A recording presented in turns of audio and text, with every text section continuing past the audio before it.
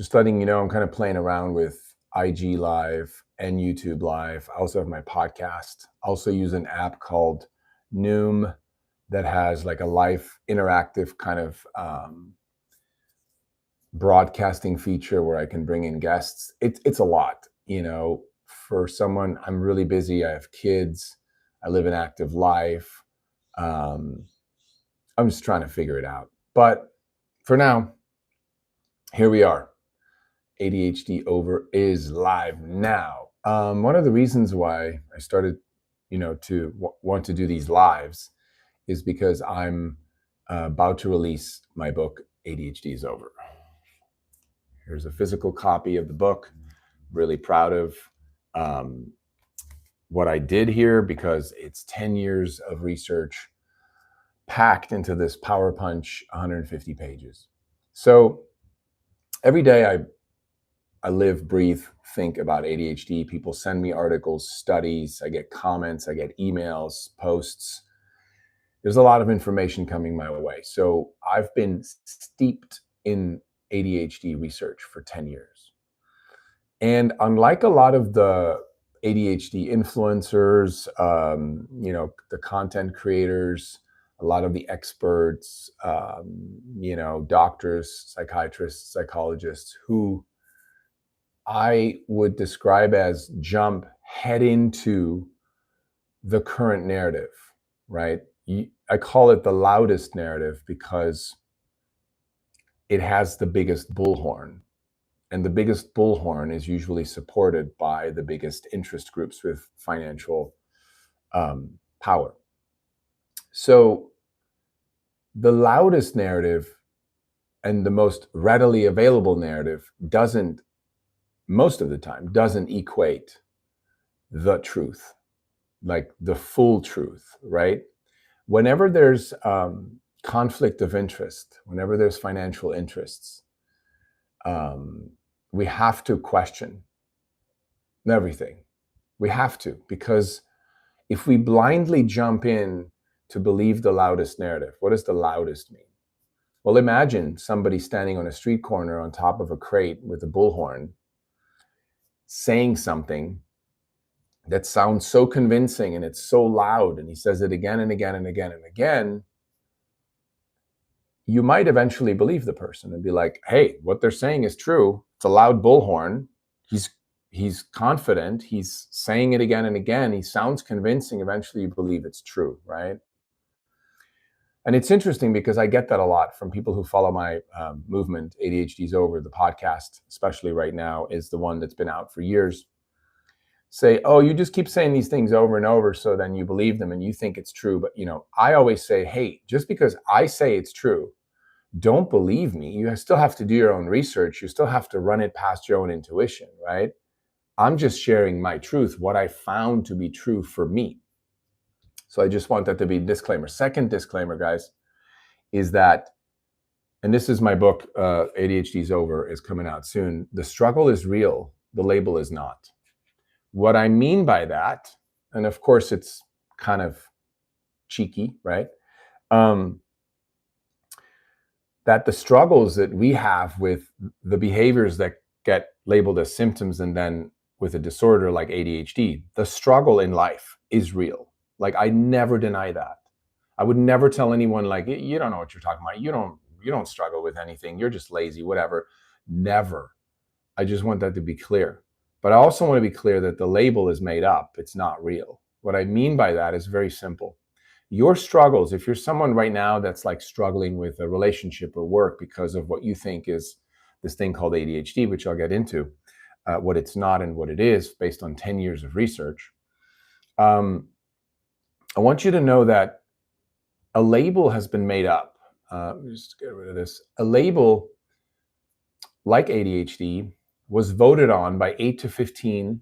That's a number that, based on research, what the DSM, the Diagnostic Statistical Manual Mental Disorders, has as a task force of experts who literally vote on what is a new symptom or a symptom, what becomes a disorder, what's the name of it. All of that is voted on by human beings, by experts, right? So it's made up in a sense, because like a chair is now called a chair, but at some point it was a sitting device or a piece of wood, a log, or nothing, right? But at some point, somebody in a language that we now all approve of said chair. So these things are made up. They can be changed if they're disempowering. And I don't want to get too far into that. But the reason why I say the label is not is because your struggles in life are real. The label could change, and it has many times over in the past. What we now know as ADHD used to be called ADD, used to be called minimal brain disorder, right? MBD. So the label isn't real per se. In reality, it's not what's happening. It's a term that we've created. And I know some of you may think, oh, that's just semantics. It is semantics, but for a good reason. To really dismantle the narrative around something that we've come to just accept blindly, as in like, oh, it's a disorder. Oh, it's a thing in my brain. Oh, it's a lifelong thing. Oh, the only effective way to handle this for life is medication. Oh, it's genetic, all these things, right? Jose, I think, am I saying this right? Hello. If you're like me and you're someone that struggles with these behaviors in life, like procrastination, impulsivity, inattentiveness, I still struggle with it. I was never formally diagnosed. I always say that, carefully, because I did get a diagnosis online with a service. At the time, it was called Ahead. It has since gone out of business for reasons I don't want to get into. But I did get diagnosed in 20 minutes by this young expert who basically told me, don't worry, it's safe. The Kennedys took it. And I was like, oh, well, if the Kennedys took it, then okay, nothing to worry about, right? My documentary is what I did this. I also tried all the medication, not all the medications, but a lot of the ADHD medications, Ritalin, Adderall, Vyvanse. Those are the main ones I tried. And I wanted to see what it feels like before I would even consider giving this to my 7-year-old son. This is like almost 10 years ago. And I did not like being on those medications. It was horrible. It was really horrible. Thanks, Josie. Josie. And by the way, I want you to know, some people hate what I talk about. Totally cool. Some people love what I talk about. Totally cool. Some people are just curious. It's fine. Either way, it's fine with me. It's my truth. I've seen it for 10 years. I share it. You take it or leave it. There's no need, for anyone ever to get hostile or try to convince me my church is better than your church, or you should go to this gym, that's better gym. Like, you do whatever fits for you, right? You try it on. If it doesn't fit, you take it off, like a jacket that's too tight, right? So I just want to respond to me, Vichy. And I know you got to be always straight with me. Like some of you guys are probably much younger than I am, and so sometimes there's like code talk. Don't listen to the haters. Oh, absolutely. I mean, I hear them. I hear their pain. I hear where they're stuck, and I wish them well. I can never pronounce this right, but it's the Ho'oponopono prayer. I love you. I'm sorry. Please forgive me. Thank you. Right. I'll say that to all my haters, or to anybody, to let go of resentment and to forgive, because ultimately that's it. So I'm 3 years old. That's awesome. I love my young audience, if that's what you mean. Okay, so let's talk about why you can't pay attention. It's not what you think it is. So people say, yup, I mean, you're the coolest 3-year-old. I love it. And if you can't pay attention, or if you're inattentive or impulsive as a 3-year-old, that's just where you're supposed to be. The proud of Sanatan. I propose my crush. Hey yo. So paying attention is required to manifest things in life, right? You have to be able to pay attention to something, to give it attention, to create something in life. There's no way around that. There's accidental creating, where people are upset. Why is this in my life? That's unaware. That's unconsciously. You're attracting the same people. You're attracting all these things, right? So in essence, you're always manifesting. You're always creating something. But when we pay attention, and we're paying attention to something we want in our life, we want to create, we want to build, then that's the gold, right? That's the gold standard of creation, manifestation. So when people tell me, oh, I can't, I can't pay attention, I have ADHD. I always say, like, first of all, no one has ADHD. You can't have it. It's not a thing you have. Because if you do, show it to me. Where is it? People say, well, it's in my brain. Well, if I cut open your brain, or a surgeon cuts open your brain, will they find ADHD? The answer is no. Why? Because it's not a medical disorder. Medical disorders are discovered, like you will find a tumor and it gets diagnosed as such, and you can diagnose it and treat it in San Diego and in New York. Different physicians, they know it, same thing, same blood tests, same markers, right? ADHD does not have that. There's none of that. There's no blood test for ADHD. People say, what about brain scans? Nope, not a valid method to diagnose ADHD. Even the DSM, the Diagnostic Statistical Manual, says brain scans are not accepted as a method of diagnosis. So they tried. Dr. Daniel Amen, if you've heard of the Amen clinics, I would stay away from them. There's some good stuff, but mostly they used to be, and I think they still do, inject a small just a small bit of radioactive liquid into a patient so that it travels to the brain, so that it lights up, so they can scan it. It's a whole thing. Not a valid method to diagnose ADHD because they're composites. They're not a one photo you take. So it's again, it's an attempt, it's a metaphor. It's trying to do something that actually is not accepted scientifically, medically. So ADHD is not a medical disorder. And if it's not a medical disorder and there's not something wrong with your brain, what you do have is you have behaviors that are observed by someone, they're observed behaviors that we label as a symptom. Oh, he runs out of the classroom, 15 times a day. Most kids do it once to go to the bathroom. So based on that behavior, we call that symptom hyperactive. And so because hyperactivity is an ADHD thing, that person gets labeled with ADHD. That's how it works. So when I say you can't have ADHD, no one can have it, I really mean that. But the struggle is real. The way you interact with the world, the way you are being with your behavior in the world, if you struggle with something like procrastination, whatever, that's real. The label is not, and it's a disempowering label. If we look at the word disorder, if you sent a man in the street interviewing people that are single saying, would you be open to date a disordered person? Most of us, if we had to be honest, under a lie detector would say, no, thanks. Because it's a disempowering negative label. I get a lot of heat for saying that. People say, oh, you're stigmatizing and, ADHD is real. And, again, I'm not saying the struggle isn't real, but ADHD is not the thing, the four letters that are an abbreviation of those four words that were made up, voted on by experts, is not real. It's a label, it's a descriptor.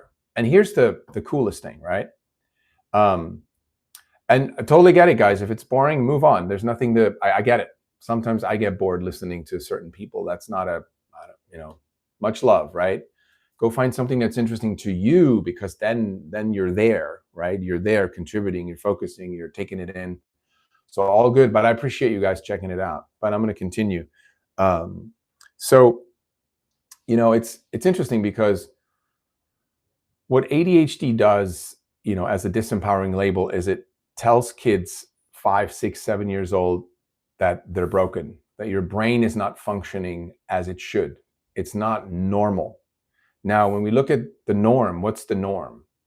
Well, the norm is, again, a metaphor of like the flat line, right? So you have the ups and downs, the highs and lows. And then the norm is sort of like if you're in the middle and you're not spiking or dipping, you're normal. That's kind of a simple explanation of where normal comes from. By the way, great book. You guys would find it boring probably, but it's The Myth of Normal. Gabor Mate is somebody I interviewed on ADHD, and he's brilliant. And he talks about it. It's a myth, And so what we're doing with kids when we diagnose them with ADHD, we're basically observing the behavior and saying, oh, that deviates from the norm. That's up here. So that's not normal, right? So now we think, oh, that's great, that's Western medicine, and now I know what's wrong with me, and all these things. Now medication, now I do better at school, and I'll get into why I think that's sending someone down the wrong track. What we're doing to these kids is basically letting them know you're not normal, you're abnormal. Now, some of these kids can't even formulate, they're too young.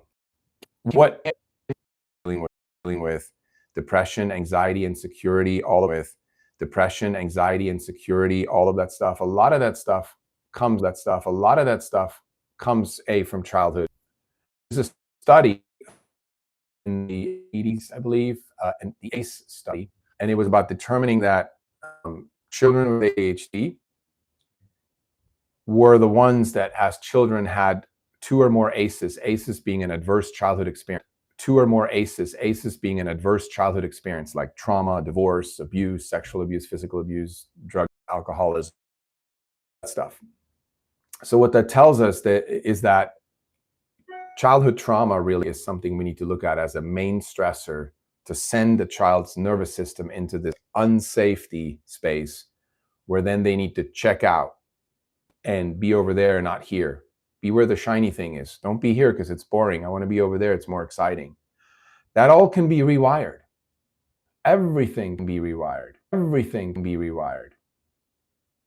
You know? Everything can be rewired. The brain can be rewired into old age. Like, neuroscience has proven this again and again and again. It's almost like common knowledge. You can Google it, ChatGPT it, whatever you use, and you will find out that the brain can be rewired into old age. Most ADHD experts tell you it's a lifelong condition. Bullshit. Not true. Completely anti-science. And I hate those signs that say science is real. Yeah, depends which one and who funded it, right? But in this case, like, it's completely anti-science to say ADHD is a lifelong condition. ADHD is genetic. ADHD is due to a chemical imbalance. Medications for ADHD are safe and effective. All of that is anti-science, anti-medicine. And I go into this in my podcast and also my book, ADHD is Over, that's coming out soon. So I'm a freaking stickler when it comes to semantics. I'm a stickler when it comes to pointing out hypocrisy in this world. I don't get any financial interest from anyone, but most, and you can look this up on Wikipedia. I have a link or a study resource in my book that shows you how many experts in the field of mental health have financial ties to pharmaceutical companies. Most of the experts I've interviewed on my podcast that have given me insight into the alternative side of ADHD have zero financial interests and zero funding from pharmaceutical companies. That's a big conflict of interest. That has to be looked at. We can't just shake that off and go like, yeah, but those are the main experts, and those are, they're the ones that on Google, when I Google, that came up, and this guy sold 12 books, and he's the ADHD Federation, World Federation president. I mean, he must know. Yeah, but he also has financial interests, support from pharmaceutical companies. That has to be looked at. If we don't look at that, it's ignorance. And then we're playing Russian roulette with our children. We're giving them these Schedule II medications. By the way, if you've never done this, do it. It's really insightful. If you go to the DEA website, the Drug Enforcement Agency, and you go to the section Schedule II drugs, you'll see Adderall and Ritalin listed with highly addictive substances such as meth, cocaine. Check it out. The only difference is, and one of the authors I interviewed, John Gray, who wrote Men Are From Mars, Women Are From Venus, said the only difference between the drugs that you get from a drug dealer and Ritalin or Adderall is the amount. The potency and the addictiveness of the drug is the same. So we're giving children as young as 3, 4, in some cases I've heard recently, 3, 4 years old, Schedule II addictive drugs. And we're told it's safe and effective. And it's not. For some, yes. But you would be surprised, the percentage of children who have severe side effects from ADHD medication is in the millions. But we don't hear that from our psychologists and psychiatrists. No one says, by the way, just so you know, I need to tell you this. Never heard that before. When we went to our psychologist with our son when he was diagnosed, that was never brought up. What was brought up is if you don't medicate him, he's going to be a delinquent drug user, go to jail, never be a functioning member of society. Fucking shocking as a parent. I was like, holy shit, maybe we should do this. Thank God, me and my son's mother, my ex-wife, both we said, no, doesn't feel good. We're not going to medicate. We're just not going to do it. So my new book coming out, ADHD is Over, is a power punch, fully packed with information for parents, right? Who have a child who's been diagnosed, or maybe they're curious that, does their child have ADHD? So going back to why you can't pay attention, it's not because of ADHD. ADHD is made up. And if you're just new listening to this, what I mean is the struggle is real, right? The struggle that someone has in life with work, relationships, whatever, procrastination, impulsivity, that stuff is real. But the label ADHD was made up. It was voted on. So we have to be very clear about that, because there is, give you an example. A lot of people, when they tell me I have ADHD, I say, why do you have ADHD? And they say, well, I'm inattentive, hyperactive, and impulsive. And I said, okay, why are you inattentive, hyperactive, and impulsive? Well, because I have ADHD. And I said, okay, well, why do you have ADHD? Well, I just told you, because I'm hyperactive, inattentive, impulsive. And I go, I know, but I asked you, why are you hyperactive, inattentive, and impulsive? And they say, because I have ADHD. Think about it. You cannot explain as a cause for behavior and use a descriptor, the label for such behavior, as the cause. I'm going to say it again. The cause of a behavior cannot be the label used to describe the behavior. If you let that really land, most people can't. Most people are like, yeah, whatever you're saying is bullshit. Well, I don't believe you, whatever. But really think about it. Again, you cannot use as the cause for behavior the descriptor used to describe the behavior. But that's what we do in life. Why do you have ADHD? Oh, because I'm, hyperactive. We list the symptoms, but no one ever dives deeper and says, why do I behave that way? Why can't I pay attention? Well, I've done 10 years of research. I've interviewed some of the world's top experts on my podcast, ADHD is Over. I'm about to release the book, ADHD is Over. I've just grown tired of people just accepting blindly that they have this thing in their brain that's the problem for all their issues in life, their struggles. The struggles are real, but no one has, quote unquote, has ADHD. It's not a thing in your brain. What we have are struggles, behaviors that if we rewire our brain to change the behavior, we no longer have the struggle. Now, it takes time. It took us 10 years with my 16-year-old who's now highly functioning, never taken medication. He's doing a year of high school in Ecuador, where his mother's from. Academically rigorous high school, loves it. He had a job before he left here. He was a restaurant busser, made his own money at 16 years old. He is no longer impulsive and hyperactive and inattentive. At times, yes, but we're human. So am I at times, impulsive, hyperactive, inattentive. My point is, it took 10 years from when he was 7, he's almost turning 17 now. It was a 10-year journey to rewire his brain, to help him rewire his brain. Now, most of society wants a quick fix. You want a pill. Let's fix this thing called ADHD. Let's fix my child not being able to pay attention so they can good grades, they can go down the Ivy League track and get into a great career, make a lot of money, be successful, right? We're stuffing, almost force feeding like turkeys for Thanksgiving. We're stuffing this fast track into our children, and a lot of them actually rebel against it. And then we call them, oh, you have ODD, oppositional defiance disorder, or ADHD, you can't pay attention, or you're just an unruly child, or you're just a little asshole, or whatever. But they're telling us something. They're telling us something. It can't possibly be science, says no sage. Tell me more about that. Science is, like I said this before, I hate those yard signs that say science is real. It's like, well, what's science? Who's doing the studies and who funds it, right? We can't just blindly accept what science says. Same for medicine, by the way. I mean, in the 50s, doctors used to promote cigarette smoking.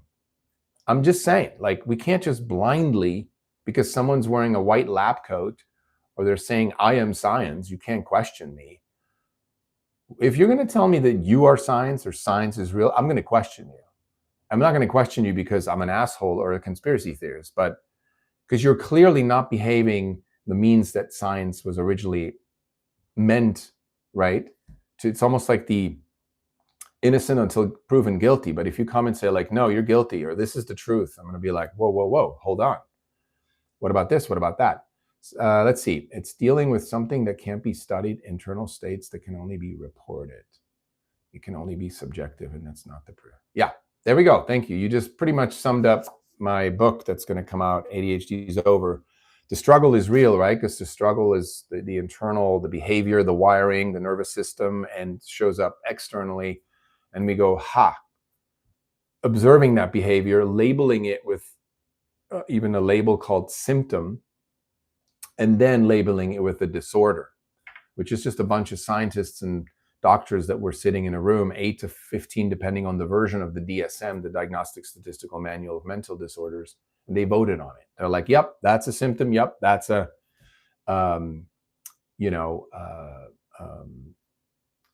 disorder, right? And here's the funny thing. When's the last time we really updated, or increased the symptomology of a tumor?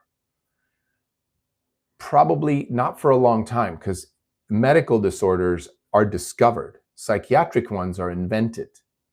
I didn't make this up. This is I don't have the book here, but Thomas, I can never say his name, Zaz, he was a Hungarian-American psychiatrist, and he wrote a book called The Myth of Mental Disorders.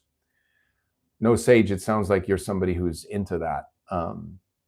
Subjective observation is literally how ADHD is diagnosed. So we got to think about that. First of all, who's the observer? Who, right? Because you can have a doctor and there's some variation, but a doctor in New York, like a physician in New York or a surgeon in New York and a surgeon in San Diego, two different people can diagnose like a tumor because they're blood tests, they're biomarkers. None of that exists with ADHD. Brain scans are also not valid to diagnose ADHD. Even the DSM says that brain scans are not a valid scientific or medical method to diagnose ADHD. So, okay, here we are. It's observed behavior. Like you said, no, Sage, can only be subjective. I agree. The problem with that is, unless you're living with someone constantly, like the parent's much better observer than an expert who saw our child for 3 4-hour blocks and then determined with some other tests that my son has ADHD. I'm not that knowledgeable about the details of this topic, but I like to think about the foundations of things, and the foundations are... Yeah, and look, I'm with you on that. I'm not a doctor. I'm not an expert. I'm certainly more of an expert in my own son than any expert out there is, but I've studied this for 10 years since my son was diagnosed, and I have a podcast also called ADHD is Over. And so I've interviewed, top level experts on childhood trauma, ADHD, addiction, mental health, parenting, education, and after a while, and I'm sure it's the same with you, it starts to make sense. Like it's almost a logic that takes over, like a detective, right? If I look at my pinup board with my pins and my yarn and my, right, one thing leading to the other and the overlaps and all that stuff. For example, you might find this interesting.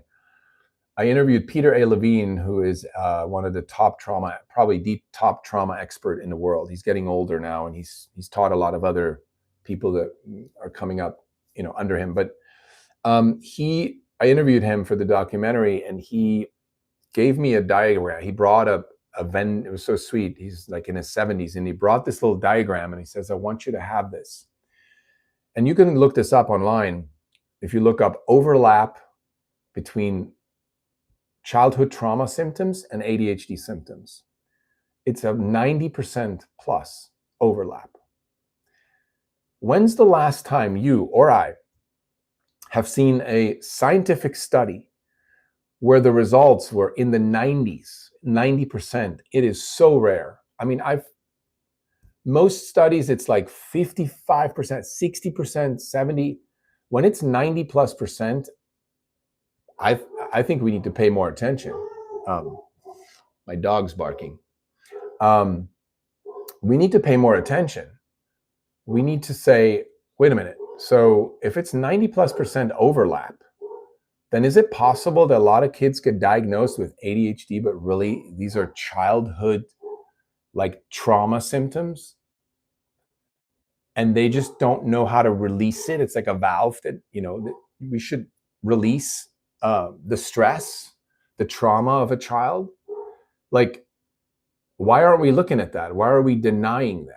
And there was let me just read here. Their goals aren't always bad, but the method is always deceptive. Yeah, I agree. Look, I'm not saying all the experts that are diagnosing kids and giving them medication, in essence, there's some level of like, I want to help people, right?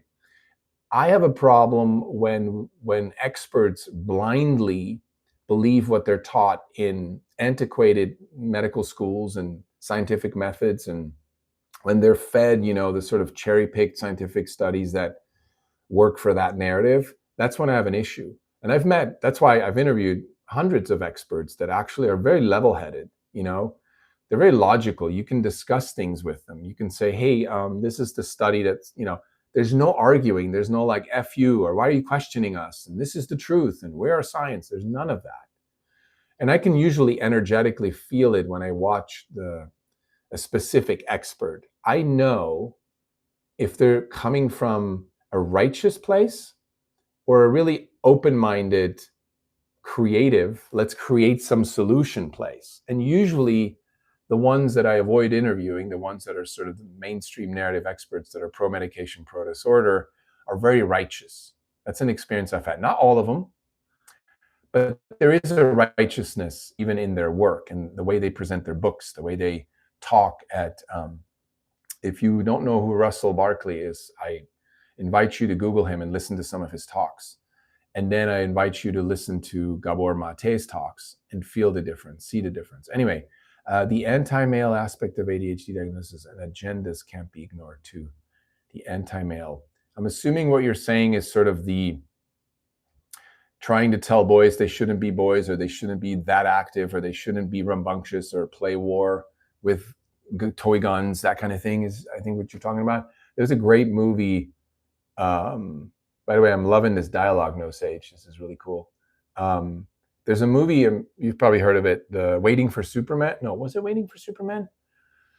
Might have been a different movie, but there's many movies out there about education that also show, for example, there's a study that the majority of school teachers are female.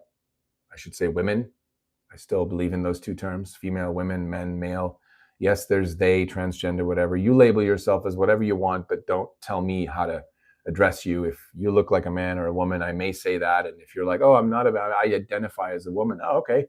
Well, okay, fine. Then I'll just call you her now, but I didn't know, right? But there's no righteousness that's needed. And I believe everybody should just do whatever they want to do.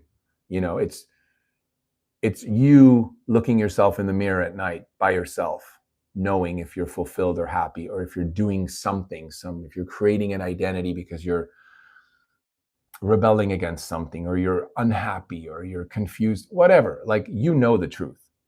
Outwardly, I don't give a fuck. But there is a male, female, there is a man, woman, biological basis. That is unarguable for me. I'm not interested in arguing that. So, which is why I said, that there's a majority of the school teachers are to this day still female.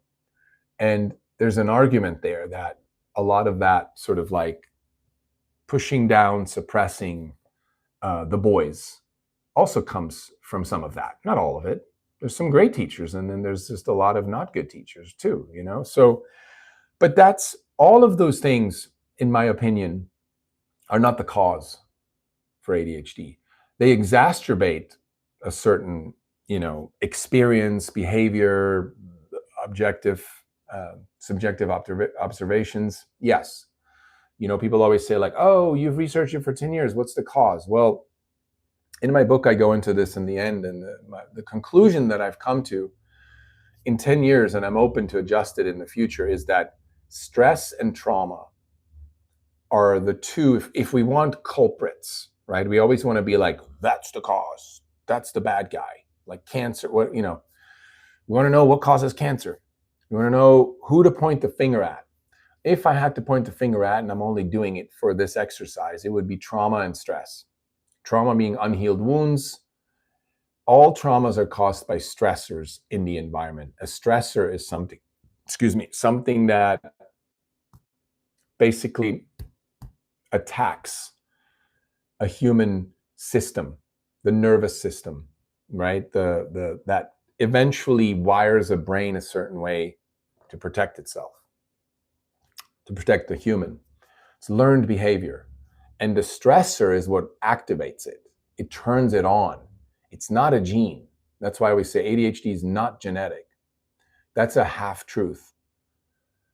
Why do I say that? Epigenetics has proven that genes get turned off or on through the environment. So you can never be predetermined to have ADHD. Just because your dad had it, you will have it. That would be genetic, but that's not the truth. The twin studies have been debunked so many times over and over, they just don't hold up. People trying to say, oh, you know, we did a study and it's genetic. It's not genetic. So if you're interested in that, Google epigenetics and ADHD. Back to this, the stressor, from the environment, right? The environment can be parents, the family environment, school, media, food dyes, too many screens. Anything that stresses a human's system is a stressor, and that causes trauma in childhood. As early as in vitro, there are studies that show that that happens already in the belly of the mother, right? It could be a rough childbirth. I've done studies on jaundice, circumcision. Some of these things can be really stressful for a human being. We think, oh, well, yeah, but we gave them medication. They didn't feel it. They felt it. The system felt it. The system registers it. Let's see. How much do you think the rise of single mother households contribute to issues surrounding ADHD? Great question. So one of the things I've noticed when, we have these very straight questions, right? Like, that's a brilliant question. You're a thinker. I've been in all these, not all these, but I've gone down all these rabbit holes in the last 10 years. So the reason, I can't tell you how much, but I can tell you that a single mother household most likely comes with a lot of stress. How did the mother end up single? There must have been a divorce, the stressor of a father leaving, right? That impacts the child. The way the mother now maybe overbearingly loves the child. The mother makes now the child, especially in the case of a son, almost like that's now the person that's going to give me love, right? I'm just using an example. There's a lot of stressors already just in the concept of a single mother household. I'm not saying that all single mothers, have boys or children that then have ADHD. But I will say that how a single mother became a single mother has enough stressors there that if a child is sensitive, that they will pick up the stress of the mother, co-regulate, right? As children and parents, we kind of dock, our nervous systems dock. So if the parents is up here, or I should say down here, because it's more of a negative vibration of stress and anxiety all the time, the child will go down there and this is happening. And so therefore now, that behavior, the child doesn't know how to express at 5, 6 years old that they're anxious or afraid or they're not comfortable, they feel unsafe, right? If the single mother dates a lot of different men and they come and go, it creates a lot of unsafety. And so that child most likely is going to get diagnosed with something. They're going to get diagnosed with anxiety, depression, ADHD, ODD, oppositional defiance disorder, because their behavior, again, the subjective observation will say, oh, that child's not normal, right? And so great question, Sage, by the way, or no Sage, because yes, I would say it contributes a lot to and I don't want to say there's a rise of single mother households. And that's obviously, think about it, like, I don't ever say someone's to blame, but we also have a rise in fathers taking less responsibility and leaving their children behind, right? That's a whole nother epidemic as well. And I don't know those numbers. I don't study sociology as much as I do ADHD. It's connected, but I don't know the current, single mother rate, divorce rate, all that stuff. Once in a while, I get an update, but I intuitively know that it does. Am I picking up that you're saying the symptoms associated with ADHD are generally a stress response?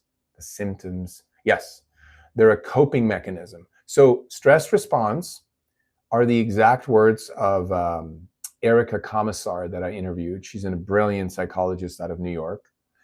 She says stress response. Gabor Mate, who's kind of my almost, person I follow, my mentor, if you will, he calls it a coping mechanism. What else do we use coping mechanisms for? Addiction, right? Because we feel unsafe or uncomfortable. Boring is uncomfortable, being bored, right?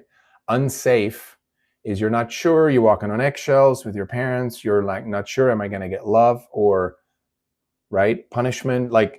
So that unsafety has a young child want to check out and be over there instead of here. Be where the shiny object is. Be where the excitement is, not the boredom, not the eggshells, not the loneliness. Be over there, which is why a lot of people with ADHD, a lot of them are type A. I got to go. I got to do things. I got to have fun. I got to be with people. I got to meet many people. I got to do many jobs. I got to have new car all the time. I just can't be quiet still because, and I had a coaching client recently who it's so hard for her to be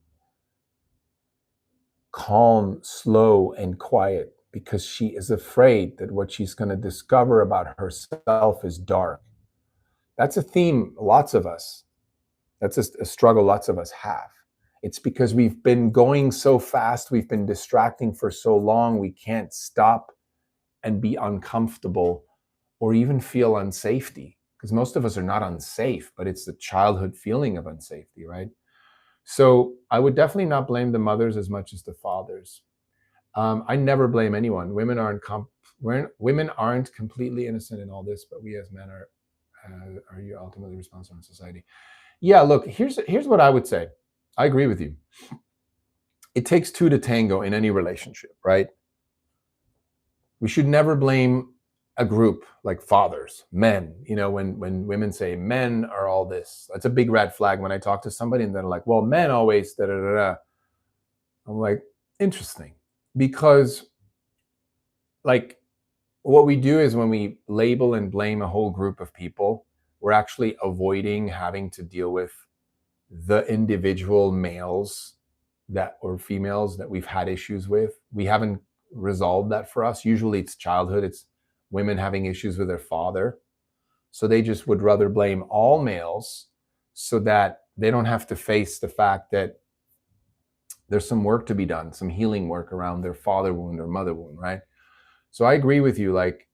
Both, I always say it's not 50-50, it's not 70-30, 20-80, however you want to say, well, we should blame women 20% for this and men 80, it's 100 and 100.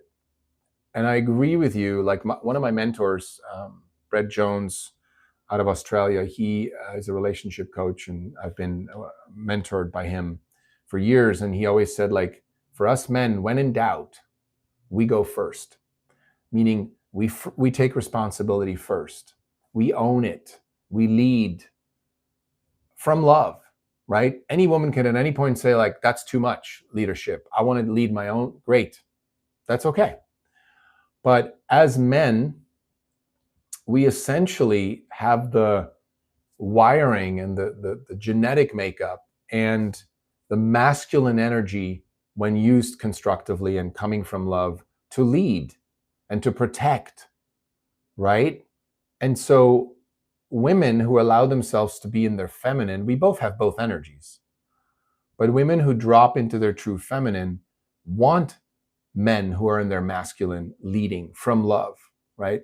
From protection and all that stuff. They can both work and have high-powered jobs and make the same amount of money. It has nothing to do with that. Although most women that are in these sort of boss roles and are out there saying we don't need men and all that, they're mostly in their masculine energy because they've been disappointed by men. and I don't want to go down a masculine, feminine. I often get a lot of heat because it takes a while to really explain it and establish it. So no one's offended. No one's like, what are you saying? Men, whatever. I just don't want to get into that too much, but there's a lot to explore. There's many books on that as well. But let's see. He also wrote Around in a Van and Solved Mysteries with a Talking Dog, right? Who's that? He also wrote Around in a Van and Solved Mysteries.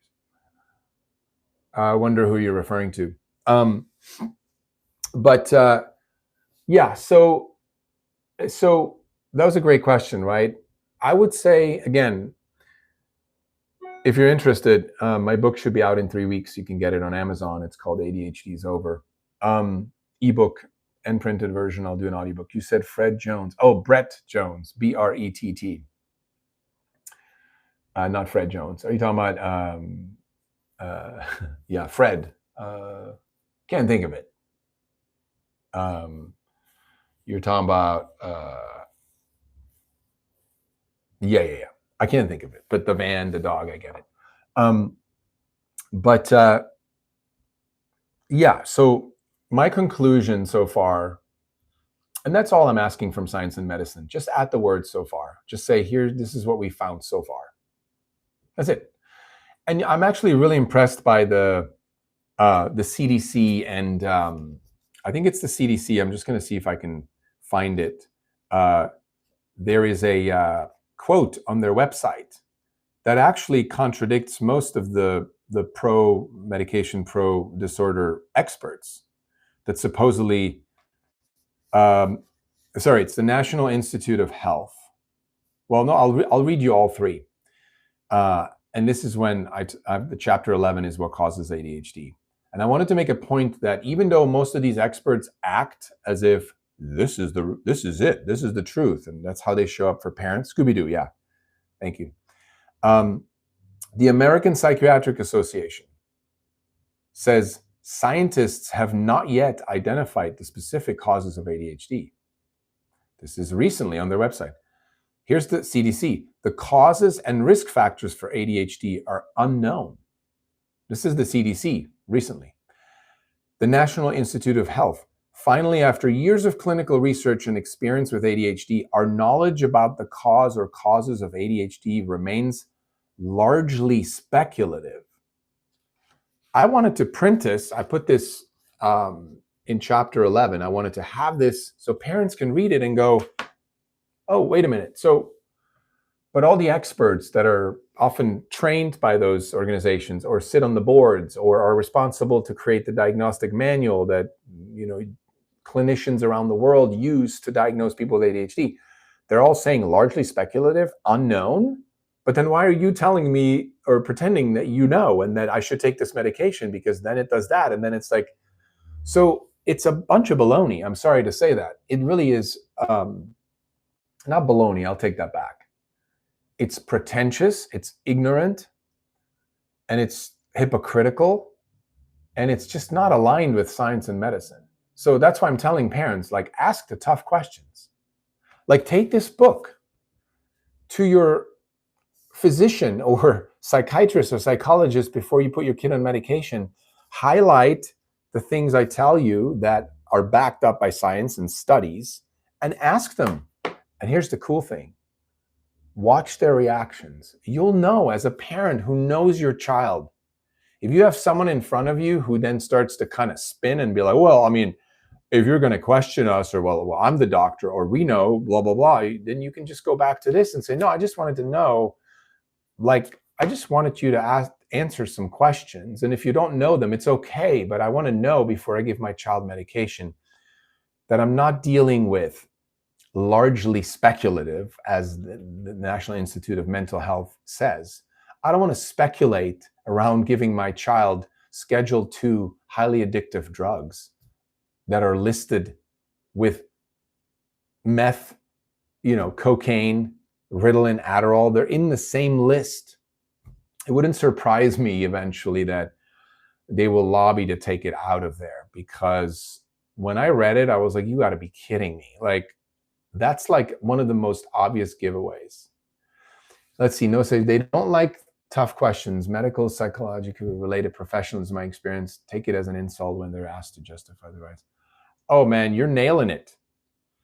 You should come on my podcast. We should do a conversation together. I have had so many, parents or even just regular people come on my podcast because I love having these dialogues that are with people that are what I call, the emperor wears no clothes. That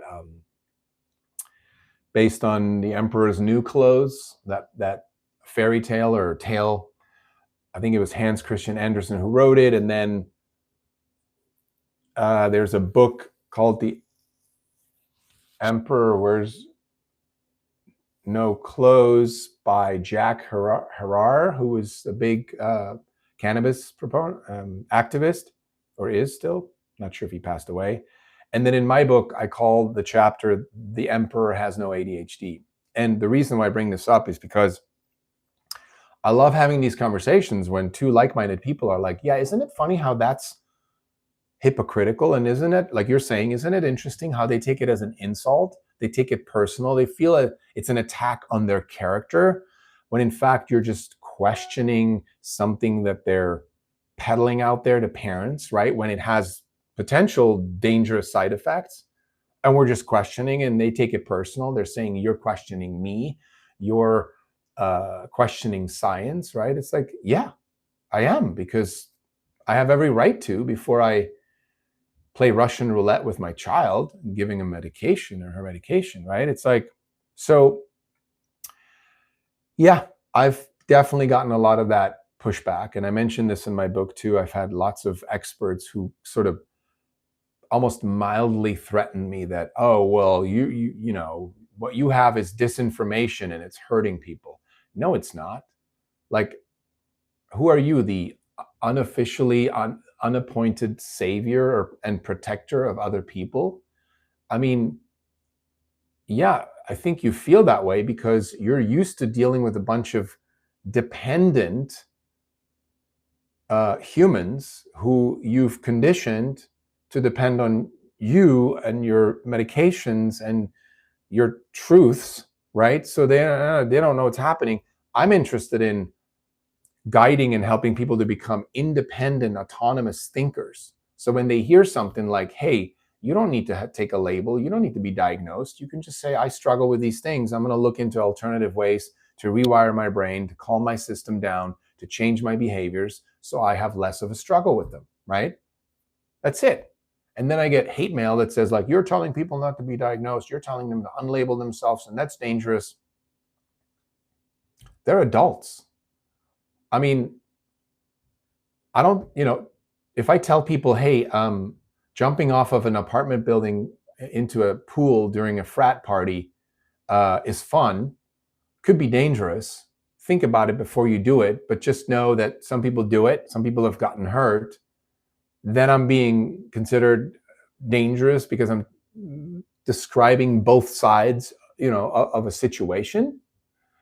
No, I think we should always look at both sides and let people make a decision. Have them run it by their own intuition and say, I'm going to do this. I'm an adult. I can be responsible for it. And if somebody says, well, I heard this on a TV show and I did it. Okay, well, that's how you're operating right now. So you're not going to blame it on somebody else talking about it on a show. You're going to take away our freedom of speech because some knucklehead is not ready to be responsible. No, let's work on getting people to be more responsible for their own lives, right? Let's see. Honest people tend to be happy to explain, oh, I agree with you. And even if they're like, not so sure, if maybe they're an expert, but there's something they don't know about, they'll come across very curious. And I see these experts lacking a lot of curiosity to get engaged and really it would be cool to be on your podcast, but it would depend on timing and the way I need to connect. Yeah, let me know if you're interested. I know if you go to ADHDisover.com, the website, then you can send me an email there when you're ready, or if you want to connect. I'm pretty flexible. I'm in California. It usually takes about an hour and a half. Most days, Friday's not a good day, but most days I can arrange my schedule. And it's just a casual conversation around, hey, what do you think? Or what do you feel? Or have you heard of this? Or Like you could have questions like the single mother, and I would then ask you and say, how have you started, digging deeper? What inspired you to question these things, or just be open to them, or wonder about them, right? So other listeners that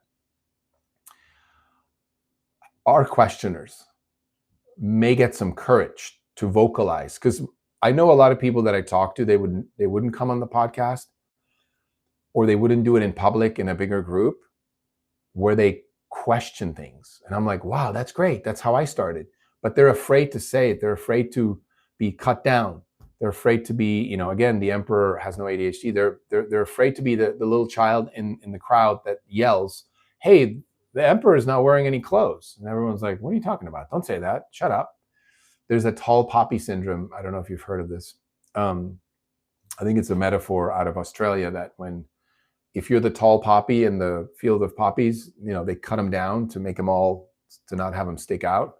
So a lot of people are afraid to stick out. But if you, say, as a person, as a listener, came on the show and talked about how you've gotten to question things, and this could also be anonymous, by the way. You don't ever have to give your name or have a link or anything. Other people might be like, oh, I think like that. I question that. I wonder, I should read that book, or maybe I need to start speaking about this, right? So if you're interested, let me know.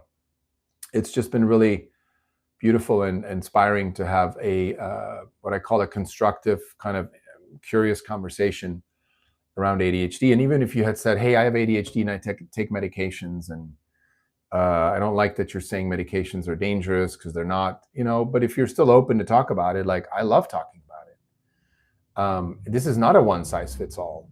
This is not me telling people don't take medication. This is me. It's almost like if my son came up to me and said, Dad, I want to learn how to juggle. I'd be like, go for it. Well, actually, I want to juggle with torches and right, that are lit on fire. I'd be like, okay, just be very careful with it. And then if he came back and said, actually, I want to juggle chainsaws, I'd be like, okay, let's sit down.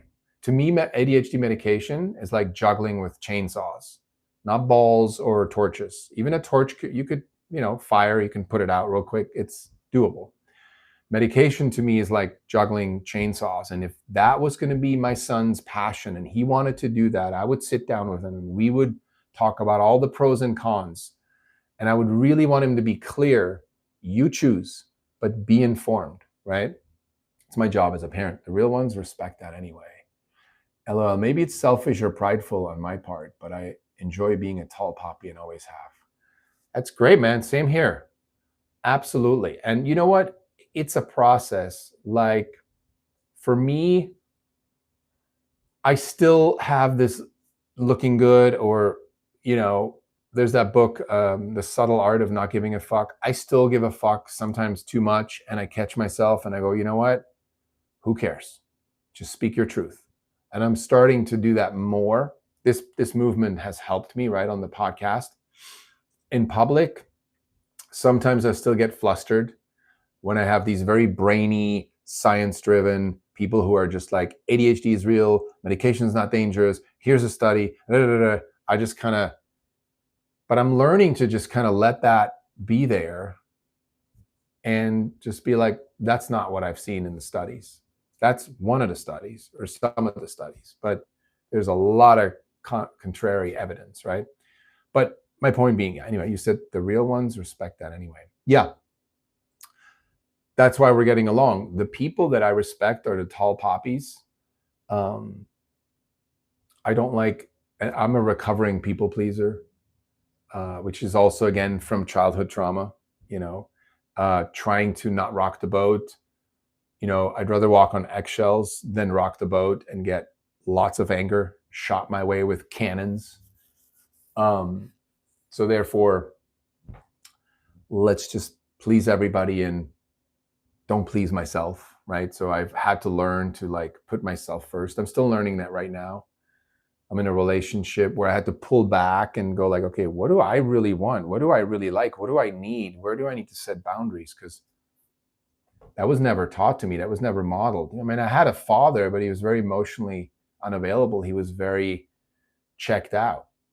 for his own reasons, right? His own trauma. He did the best he could, but you know, we all have traumas. Here's my favorite saying, and probably leave you with that. I should probably um, go check in on my sonito, my son.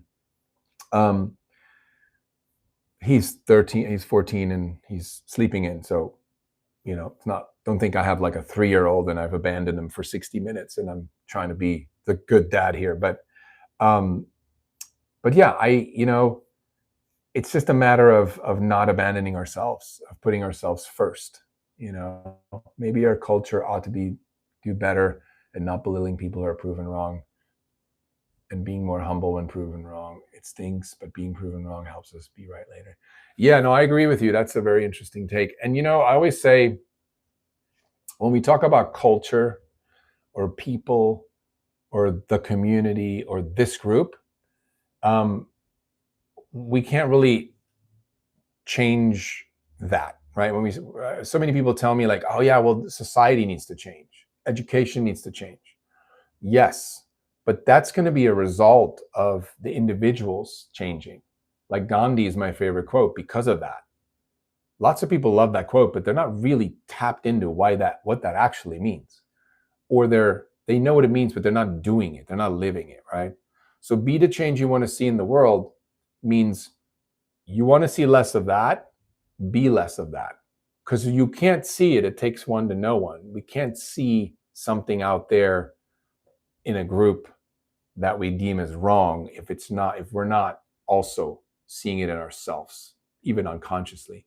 So whenever I say like, oh, we need to, do this more, I go, okay, where am I being like that? And I'll take this, and I don't ever really go to politics in my talks. And I'm only going there for this example, because I don't really care who you voted for or didn't vote or agree with. But in the case of, I have a lot of friends who hate Trump, and I see why. I don't hate him. I just dislike him as a person and personality. There's some things that I think are really great that he's proposing, and others are just really knuckleheady, right? But when I see something in Trump that I hate, then I go, okay, where in me is that part that I'm despising? And I can always find something, and it's not going to be the same thing, but there's going to be a mini element of mine where I go, oh, okay, I could improve that. I could change that. And usually when I do, I then no longer feel the irritation or the hate towards a person or a group of people or the education system or experts, right? And there's still a righteousness that I have, that I'm working on, that has me make other experts wrong, right? I can be honest about that for right now. That's just where I'm at. My speaking about ADHD may soften over the years to come, but that's the process. But I'm aware of it. And I think it's that awareness. Let's see, I've heard we get most disgusted in others when it's something. Yeah. And my favorite saying, you probably know this, but it's like you have one finger pointing out and 3 pointing back at you, right? So if I'm pointing at, say, Trump, and I have 3 coming back at me, it's a nice metaphor. Anyway, I think I'm gonna go get this Saturday kicked off. By the way, where are you? Eastern time zone or Pacific? Just curious. And thanks for engaging in a dialogue. And sometimes my internet and cell phone connection is slow, so there might have been some buffering here and there. Apologize, but thanks for. I'm a truck driver, so it changes. Oh, really? Oh, cool. That's really cool. Wow. I've always wondered what that would be like. Most Central and Eastern, though. Okay. Well, stay safe on the road, and thanks for being a truck driver and being somebody who, puts your life on the road. I was going to say on the line, but maybe that too. But you put your life on the road so other people can get the stuff that they need, right? I don't know what you're driving, but I'm assuming you're driving, and we're always driving something people need somewhere, right? Or you wouldn't be driving it. So I really appreciate that. Thank you, and have a great weekend, and hopefully we'll talk soon. And yeah, write down ADHD is over, and if you go to the website at some point, it'd be really cool to have a conversation with you. Stay curious, my friend, and question things. That's how we get there, right? All right, guys, thanks for listening. I always say, like, your attention is your most valuable commodity. Everybody wants it, right? And you've given it generously by being here. So thank you for that time, and have an amazing day. Have an amazing weekend. Enjoy the Labor Day weekend if you can. All right. Cheers. Awesome. Yeah. I look forward to the email. It's just hello at ADHDisover.com, I believe. Hello. Yeah. All right. Cheers.